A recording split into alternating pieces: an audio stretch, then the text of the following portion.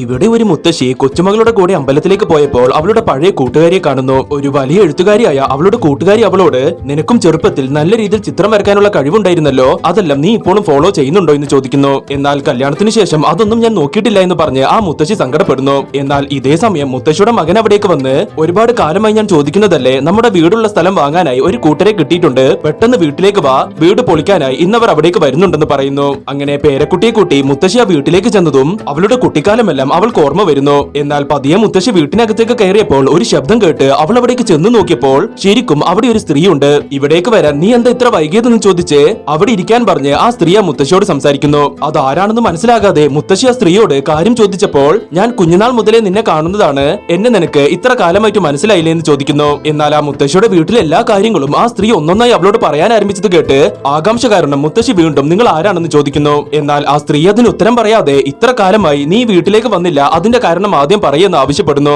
ആ മുത്തശ്ശി കരഞ്ഞുകൊണ്ട്, അച്ഛൻ ഞങ്ങളെ വിട്ടുപോയതിനു ശേഷം അമ്മ വീട്ടിൽ തനിച്ചായിരുന്നു, ഞങ്ങൾ എത്ര വിളിച്ചിട്ടും അമ്മ ഞങ്ങളുടെ കൂടെ വന്നില്ല, അവസാനം വരെ ഈ വീട്ടിൽ ജീവിച്ചാണ് അമ്മയും ഞങ്ങളെ വിട്ടുപോയത്, അതിന്റെ കുറ്റബോധം കാരണമാണ് ഞാൻ ഈ വീട്ടിലേക്ക് വരാത്തതും. എന്നാൽ ആ സ്ത്രീ ആ മുത്തശ്ശിയോട്, നീ അതോർത്ത് വിഷമിക്കണ്ട, അമ്മക്ക് നിന്നോട് വളരെയധികം സ്നേഹമാണ്, നീ ഒരുപാട് തവണ വിളിച്ചെങ്കിലും സ്വന്തം വീട് വിട്ടു പോകാനുള്ള വിഷമം കാരണമാണ് അമ്മ ഇവിടെ തനിച്ച് ജീവിച്ചതെന്ന് പറയുന്നു. എന്നാൽ ഇതേ സമയം ആ മുത്തശ്ശിയുടെ മകനും കൊച്ചുമകനും അവിടെ കൂടി വന്ന് മുത്തശ്ശി കരയുന്നത് കണ്ട് എന്തിനാ കരയുന്നതെന്ന് ചോദിക്കുന്നു. അങ്ങനെ മുത്തശ്ശി ആ സ്ത്രീ അവർക്ക് കാണിച്ചു കൊടുക്കാൻ നോക്കിയപ്പോൾ അവിടെയുള്ളത് ഒരു കട്ട മാത്രമാണ്. കാരണം അവരുടെ വീട് വെച്ചത് മുതൽ ആ വീടിനകത്ത് അവർ പൂജിച്ചുകൊണ്ടിരുന്ന ഒരു ദൈവമാണത്. അങ്ങനെ കാര്യം മനസ്സിലാക്കി ആ മുത്തശ്ശി വളരെയധികം സന്തോഷപ്പെട്ടപ്പോൾ മകൻ മുത്തശ്ശിയോട്, ഈ വീട് നമ്മൾ പൊളിക്കാൻ പോകുന്നില്ല, തൊട്ടടുത്തുള്ള അമ്പലക്കാർ നമ്മുടെ വീട് വാങ്ങാൻ തീരുമാനിച്ചിട്ടുണ്ട്, അവരിവിടെ ഭദ്രമായി നോക്കിക്കോളും എന്ന് പറയുന്നു.